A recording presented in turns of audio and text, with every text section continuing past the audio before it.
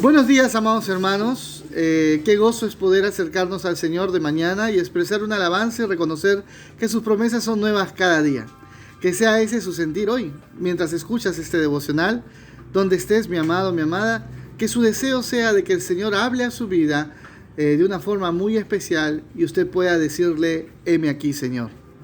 Seguimos meditando en la vida de Job y para este día entraremos en un tercer diálogo que él tiene con Dios. Para estas alturas, Dios mismo estaba confrontando a Job. Quizás este sea uno de los primeros personajes a nivel mundial que registra la Biblia un encuentro tan a corazón abierto con Dios. Le quiero invitar a abrir Job 40, del 6 al 24. Job capítulo 40, del 6 al 24. En Job no podía haber ningún brote de amargura o rebeldía. Por eso que Dios mismo tenía que pastorearlo y mantenerlo en línea. Por amor a Job, Dios se tomó el trabajo de hablarle directo. Este diálogo es toda una conversación, un viaje al corazón de Dios y un viaje a la confrontación del corazón del hombre. Más o menos, a la edad de 14 años, llegó a mis manos un libro que ha resultado ser maravilloso para mí. La tapa no tan sofisticada decía El hombre que calculaba. El autor, Malvan Tahan, un seudónimo para Julio César de Melo Sousa, un escritor portugués que tenía especialidades de matemática y otras ciencias. El hombre que calculaba trata de una aventura del calculista árabe Benemis Samir, un hombre que desarrolló la capacidad de utilizar los artificios matemáticos para resolver problemas cotidianos. Definitivamente, su inteligencia no sobrepasaba la de cualquier sabio contemporáneo. Parte del libro cuenta cómo él estuvo en la corte del rey, quien en forma pacífica deseaba resolver los problemas con las naciones enemigas, pues tenía hijos en edad de ir a la guerra y no deseaba que ellos se expongan. Benemis Samir crea un juego llamado ajedrez, que simula una guerra. Con ello competiría sin derramar sangre inocente y no haría daño a nadie. Recordar a este personaje me lleva a meditar en la inteligencia. Uno puede tener conocimientos y talentos, pero si estos no se utilizan con inteligencia, podríamos volvernos charlatanes o gente altiva que por saber mucho al final no tiene un accionar íntegro. En el mundo hay muchos conocedores y especialistas en áreas exclusivas de materias, pero poca gente inteligente que viva en integridad. Job había gozado de riquezas tremendas y era conocedor del mundo. Pero a Dios le interesaba que él sea inteligente y mantenga su integridad. Por ello Dios lo confronta con tres aspectos que humillarían su inteligencia, con ilustraciones muy comunes de su época. Analicemos entonces las escrituras. Está usted en Job capítulo 40. En los versos del 6 al 9, Dios le pide que se ciña como varón. A ver, no me seas enclenque. Párate firme que te estoy hablando. Serían quizás palabras populares. Dios quería su atención porque lo iba a confrontar. Y de ahí viene una primera reflexión. ¿Tu sabiduría es tan grande como la de Dios? Que Dios nos confronte no es malo, ¿sabe?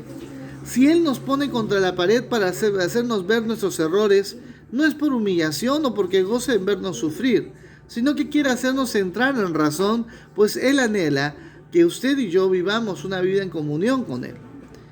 Le dice a Job en esos pasajes: ¿invalidarías tú mi juicio? Dios le decía que, ¿acaso podrás tú poner a un lado lo que yo opino? ¿Tu sapiencia es mayor que la mía?, le diría Dios a Job. Dios ilustra que la fuerza de Job no es como el brazo de Dios, que alcanza al delincuente, que le da juicio al que se lo merece, y que la voz de autoridad de Dios no es como la voz de Job. La voz del hombre se pierde en el tiempo, pero las palabras de Dios permanecen para siempre. En esta parte me pongo a pensar, ¿cuántas veces hemos invalidado la sabiduría de Dios o la voluntad de Dios? ¿Cuántas veces hemos puesto nuestra propia opinión en vez que los designios del Señor? Y hemos caído en consecuencias terribles por causa de que nos creemos más sabios que Él, más inteligentes que Él. En la Biblia, en su palabra, hay órdenes y designios para que el hombre disfrute su vida y desarrolle su potencial. Pensar que la palabra de Dios es un libro de prohibiciones es tener una cosmovisión escasa del propósito de este libro santo. En Proverbios 3, del 7 al 8, nos dice: No seas sabio en tu propia opinión. Teme al Señor y apártate del mal, porque será medicina a tu cuerpo y refrigerio a tus huesos. Hay muchos consejeros que te dicen, siga tu corazón, o que opinan tus instintos. O para ser un poco más cinematográficos, usa la fuerza, ¿no? Todo ello son filosofías que parten de lo emocional. Pero la palabra de Dios te invita a temer a Dios y no a dejarte llevar por tu propia opinión.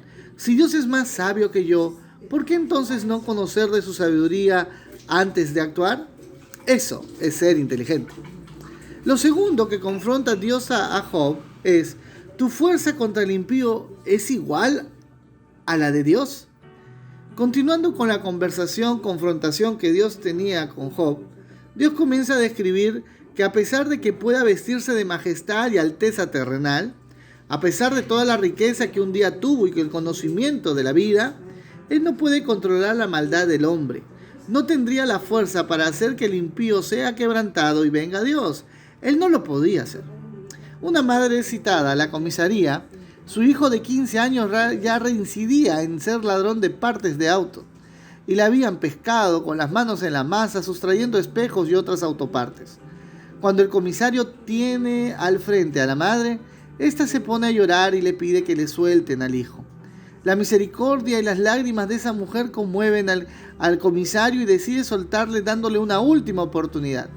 La mujer se va prometiendo que este chico ya no se va a descontrolar, desde mañana cambiaría sus caminos. A la semana, en un tiroteo del barrio, 2 pandillas se disputaban el territorio. Un muerto en la calle, el mismo comisario, la misma madre llorando al borde de la acera y el mismo hijo tirado en el suelo, yace muerto por las balas. ¿Qué pasó? La fuerza de la madre no pudo contra la impiedad de ese hijo rebelde. El destino del hombre le pertenece al hombre. Ezequiel 18:20 dice, el alma que pecare, esa morirá. El hijo no llevará el pecado del padre, ni el padre llevará el pecado del hijo. La justicia del justo será sobre él, y la impiedad del impío será sobre él. Otra reflexión para esta mañana. La fuerza de Dios que Dios tiene para controlar a aquel que es pecador es mayor que la de nosotros. Por más galones o autoridad que tengamos, usted y yo no podemos cambiar el corazón pecador. Solo Dios lo puede hacer. Job se caracterizaba por dar ofrendas por sus hijos, el carácter de un hombre que entendía cuál era su posición de intercesor y padre, pero él no podía cambiar el corazón de sus hijos. Descanse en el Señor, mi amado, mi amada. Si usted tiene gente cercana que vive alejada del Señor, que hoy le hace sufrir, no desgaste sus fuerzas. Dios es más fuerte para guardarlo de todo mal. Usted interceda y deje que el más fuerte tome el control de ese descontrolado. Eso es ser inteligente. Tercero, que Dios confronta a Job. Lo podemos ver en los versos del 15 al 24. ¿Tienes acaso el poder creador igual a la de Dios? Dios confronta a Job con el poder creador que él posee y que Job, obviamente, a pesar de haber tenido grandes cantidades de animales a su cuidado, grandes de seguro graneros y refugios para sus camellos, nunca se compararía con aquel majestuoso o impresionante Behemoth. Sus características eran impresionantes. Su fuerza en los lomos, músculos en su vientre y su cola como la de un cedro. Su alimento era la hierba como se alimentaba el buey. No quiero especular qué tipo de animal y prehistórico era, pero era en primer lugar un animal que Job había conocido como para que Dios lo trajera a la conversación, y segundo, era un animal tan portentoso que la espada no lo podía matar, e inclusive los impetuosos de los ríos no lo podrían tumbar. Dios había creado los árboles del bosque y la zona húmeda como parte de su hábitat. El Behemoth era la muestra de un Dios poderoso y creador, inigualable. Por más creativos que seamos, nunca nos podremos comparar a Dios. En el año 1996 salió a la luz del mundo que científicos escoceses habían clonado a una oveja, el ser vivo más grande en experimentación. A ella le habían bautizado como Dolly. De ahí se comenzó a explorar un campo llamado la genética. Y la discusión ética era: ¿será posible clonar seres humanos? Es que la clonación parte desde simular el ADN de una célula embrionaria que tendría que colocarse en una madre de alquiler y de ahí nacer como un ser normal. Y eso es lo que hicieron en la oveja Dolly, en una serie de experimentos que al final dieron positivo en una oveja sana. Y es que tenemos que pensar en algo de la clonación. La clonación no es creación. Y es que a pesar de ser grandes eminencias en genética, solo pudieron imitar o copiar una célula embrionaria, pero para que pueda tener un fin de formación de un ser vivo, tuvieron que colocar en un vientre de alquiler para que pueda vivir. Y es que esa fábrica de bebés, ese sistema solo ha sido creado por Dios en la mujer o en los seres femeninos, ¿sí? Nada ni nadie la podrá copiar. Es sabiduría de Dios, es un sistema de Dios, es creatividad de Dios. Y así lo diría el Salmo 139, versos 14 y 16. Te alabaré porque formidables y maravillosas son tus obras. Estoy maravillado. Mi embrión vieron tus ojos. Y en tu libro estaban escritas todas aquellas cosas que fueron luego formadas, sin faltar una de ellas. Dios es el creador y es indiscutible. Tenemos que mirar la creación, esos montes impresionantes, esos paisajes llenos de verde, de agua, que es como un lienzo para aquel pintor. Desde el insecto tan bien pequeño y tan bien diseñado hasta los enormes titanes terrestres o marinos, o el simple milagro del embarazo de la mujer. Es que solo Dios controla ello, y eso impresiona el alma del hombre a tal punto de reconocer que Dios está ahí y es real, está en medio nuestro, como el aire que respiramos. Así que si Dios es el creador, yo no le debo negar. Eso es inteligente. A modo de conclusión, Dios confronta a Job porque no anhelaba verlo anidando sentimientos de rebeldía o superioridad a Dios.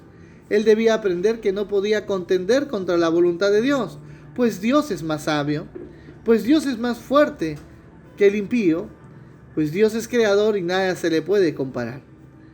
Quiero terminar recordándole que estamos sujetos a Dios.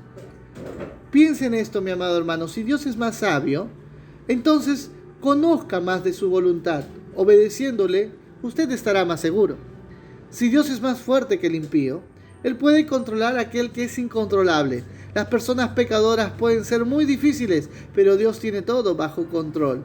Ese hijo rebelde, ese esposo o esposa rebelde, mi amado hermano, por más incontrolable, Dios los puede controlar. Sigo orando por ellos. Y si Dios es creador y su poder es inigualable, también es innegable. Defienda al Dios creador. Demos gracias al Señor por tocar estos temas a nuestras vidas y traernos a sus pies. Nadie como nuestro Dios, Él es verdadero y fiel. Oremos. Padre bueno, en esta mañana te damos las gracias por ser ese Dios sabio, por ser ese Dios más fuerte que el impío, ese Dios creador. Padre bueno, gracias por ser un Dios fiel y verdadero, por ser un Dios que nos ama. Te bendecimos, Señor. Confronta nuestra vida, confronta nuestro corazón cada vez que sea necesario, para que, Padre bueno, podamos volver a ti. Oramos así en el nombre de Jesús. Amén y amén.